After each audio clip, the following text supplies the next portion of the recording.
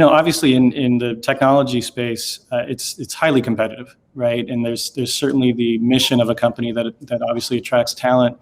But if you're starting out and you're trying to get those first few hires in, right? That first, engineer, do I overpay for an engineer, right? Do I increase in equity? Like, what is it that I'm running into, right? And the challenges there if I take a misstep right out the gate.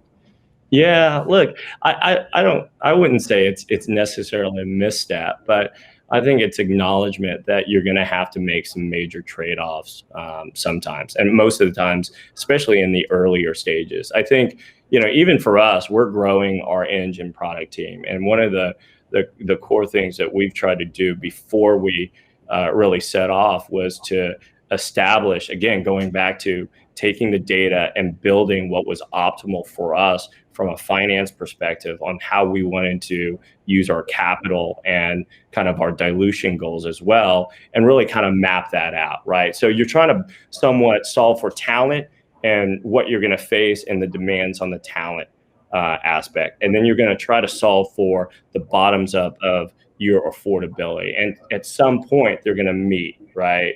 And that's where the planning and developing ultimately your salary bands that make sense for you, whether it's in, headquarters or the geos that you're going to hire into, right? Once you start to do that, you're better informed on the trade-offs you're willing to make for the different types of skills that you want to bring in at certain times. So, I mean, the most important thing that we talk to our customers about is, look, when you're making those heavy trade-offs, don't let those exceptions be the norm, because there are a lot of folks that are moving really quickly and they're using this kind of previous hire comp strategy. Well, we hired somebody previously at this rate, so it's probably, we could probably do it again.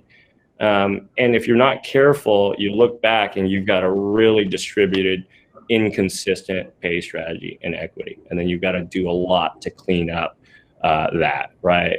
But again, it goes back to what we've been talking about, getting solid planning, getting great data, and starting to develop that philosophy and that structure.